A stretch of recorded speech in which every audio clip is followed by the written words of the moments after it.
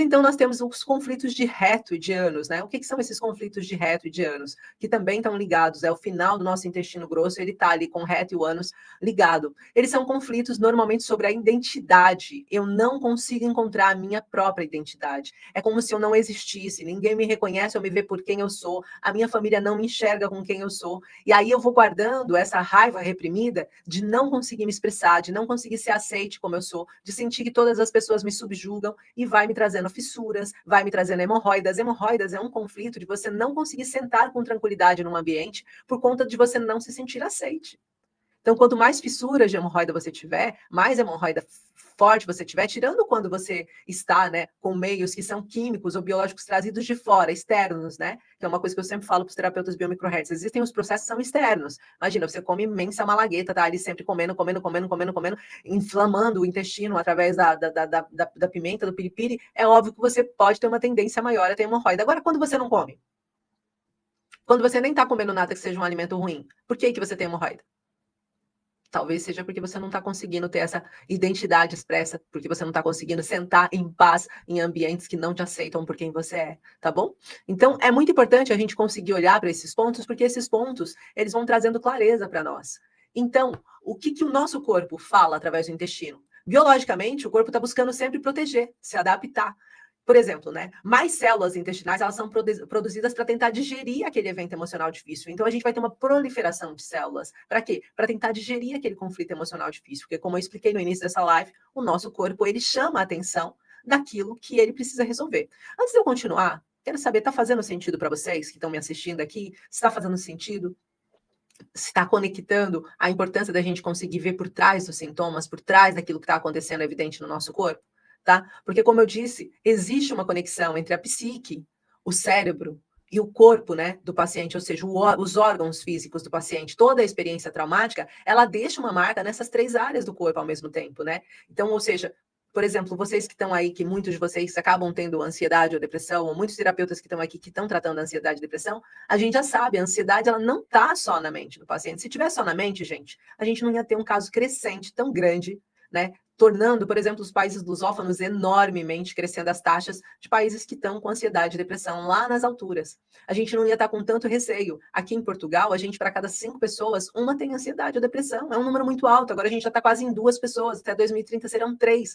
Então é um número muito alto. Então é sinal que pensar que é só na mente, que tomando os medicamentos a gente vai conseguir resolver, a gente não vai conseguir resolver. Por quê? Porque não é só na mente. Quando eu passo por um trauma emocional, o Dr. Hammer explica que quando eu passo por um trauma emocional, esse trauma, onde ele ficou localizado, vai impactar um órgão físico específico. Porque, por exemplo, eu tenho motricidade, certo? Mas uma pessoa que tem um problema, uma paralisia cerebral, ela não tem motricidade. Por quê? Porque afetou uma parte do cérebro dela que era responsável pela motricidade. Por exemplo, se eu passo por uma batida, vocês já viram aquelas pessoas que bateram uma região do cérebro, da cabeça, e perderam uma função específica? Todo o nosso cérebro, ele está mapeado com o nosso corpo. E se vocês não entenderam ainda isso, durante o workshop Terapeuta Biomicrohertz, eu vou explicar isso tintim por tintim. Eu vou mostrar para vocês como que os folhetos embrionários têm impacto sobre o meu corpo físico. Em um dos materiais gratuitos que vocês estão tendo, que são as gavetas emocionais, vocês já vão entender quais são os tecidos, os folhetos embrionários e quais são as respostas físicas que, quando existem esses folhetos embrionários estão afetando, acaba mostrando para vocês a resposta dele também. O que está por trás disso. Então, isso é muito importante para vocês entenderem. Porque senão vocês ficam sempre nadando sem água, sabe? Quando você está assim, ó, sente que você está ali, não sai do sítio e você não percebe. É importante vocês entenderem o que pode estar prendendo vocês nos quadros que vocês estão e vocês, terapeutas, perceberem o que vocês podem estar deixando de ver e deixando de salvar uma vida porque vocês não estão enxergando algo que é extremamente importante, tá? Então, como que um terapeuta ele deve olhar para isso? Como que a gente deve enxergar? E se vocês aqui que estão aqui, se tiver pacientes também assistindo, pessoas que estão passando por ansiedade e depressão e estão buscando uma resposta melhor, veja se o seu terapeuta, se o seu profissional está olhando para essas áreas. E se não está, ajuda ele a olhar. Fala, oh, será que não está ligado com isso? Deixa eu tentar entender. Sabe? Ajuda essa pessoa a enxergar com os olhos que vocês estão tendo agora. Então, a primeira coisa que eu devo saber são as perguntas poderosas. E eu separei aqui 4 perguntas poderosas que vocês precisam fazer para o paciente de vocês. Quando é que começaram os sintomas? Eu preciso entender quando começou os sintomas, para perceber qual era o conflito que aquele paciente estava passando. Imagina, eu tenho ansiedade. Tá, há quanto tempo que você tem ansiedade? Eu tenho ansiedade há 2 anos. O que aconteceu há 2 anos atrás na sua história? Porque senão eu passo a ser aquela pessoa que quando você chega e diz para mim que tem ansiedade, eu passo a resolver a sua vida atualmente. E daí na sua vida atual não tem nada acontecendo. Eu vou dar um exemplo claro aqui para vocês. Vocês já viram, por exemplo, o Iniesta, que era um jogador bem conhecido da seleção espanhola? Ele teve depressão no auge da sua carreira. Deixou de jogar, no último ano ele deixou de jogar. Perdeu imenso dinheiro porque não jogava. E por que aconteceu isso? Porque ele estava com depressão. Mas a vida dele estava maravilhosa. Então o que estava acontecendo? Há pouco tempo atrás, do YouTube, falou também que estava com depressão. A gente sabe, por exemplo, de várias pessoas do meio social, do meio business, que têm transtornos de ansiedade. E aí, o que está acontecendo com aquela pessoa naquele momento? Aqui em Portugal, a Carolina Deslandes falou, né, que tinha depressão. O que estava acontecendo com ela? Naquele momento, nada. Mas e quando começou os primeiros sintomas? O que acontecia naquela fase do conflito? O que ela estava passando naquela fase do conflito? Então, a gente precisa começar a olhar quando começaram os sintomas, qual situação que você vivia naquele momento específico, a nossa segunda pergunta, e existe um histórico familiar com o mesmo problema? Por que a gente vai perguntar se existe um problema familiar com o mesmo problema? Muitas pessoas vão dizer que depressão e ansiedade é uma questão genética. Não é uma questão genética, mas é uma questão ecológica. Se sua mãe passou por depressão durante a sua vida toda, a chance de você se tornar depressivo é grande porque você conviveu com a dor de ver sua mãe perdendo vida na sua frente. Aos poucos, você não conseguia fazer nada. Então, todas as vezes que você vê sua mãe sofrendo de uma dor que você não consegue ajudar, aquilo te impacta também. Você cria o seu próprio trauma emocional. E não é o trauma da sua mãe, e nem é a genética da sua mãe. Tanto que Bruce Lipton, no livro de epigenética, né, ele fala que quando você tira uma célula e coloca ela num ambiente adoecido, uma célula saudável, ela adoece. Quando você tira uma célula adoecida e põe num ambiente saudável, ela normalmente vai melhorar. Então, o ambiente que você vive, ele também vai determinar a forma que você vivencia o seu padrão. Vou trazer um outro exemplo para chegar e ficar mais claro. Imagina uma pessoa que está andando no seu dia a dia e, de repente, você começa a frequentar um lugar que todas as pessoas só reclamam, só falam coisas ruins, ficam o dia todo só, sabe? Pessoas pragmáticas ficam ali o dia todo só. Nossa, mas esse governo, nossa, mas esse sol, nossa, mas o dinheiro, nossa, mas esse trabalho, sabe? Eu falo muito isso em questão das empresas, né? Você começa numa empresa e normalmente se tiver uma linha de produção, se você for ver na linha de produção, ninguém fala bem da empresa. E a pessoa que fala bem entrou agora. Em pouco tempo ela será impactada a falar mal também, mas todas continuam lá. Então o que está acontecendo? Eu estou num ambiente que acaba me adoecendo também. Assim como um ambiente positivo, se eu começo a frequentar um ambiente positivo, um ambiente diferente, a minha chance de melhora vai ser enorme. Porque eu também vou começar a vibrar naquilo. É a mesma coisa de você começar a andar com pessoas que têm mais dinheiro, você começa a ter mais oportunidades, você começa a sentir que a vida está sorrindo para você. Mas na verdade é porque o meio que você está frequentando é diferente. Se você for para um meio mais escasso, você também será impactado. Tá bom? Então, aqui a gente está trazendo esse ponto de qual é o histórico familiar com o mesmo problema, terapeuta, porque é importante a gente conseguir identificar se esse terapeuta, se esse paciente está tendo um conflito e também se ele tem um estressor ativo, que é uma das falas que nós temos dentro do tratamento biomicrohertz. Qual é o estressor ativo? O que nesse momento impacta negativamente a saúde emocional desse paciente? No caso dessa pergunta aqui hoje, da live, o intestino desse paciente.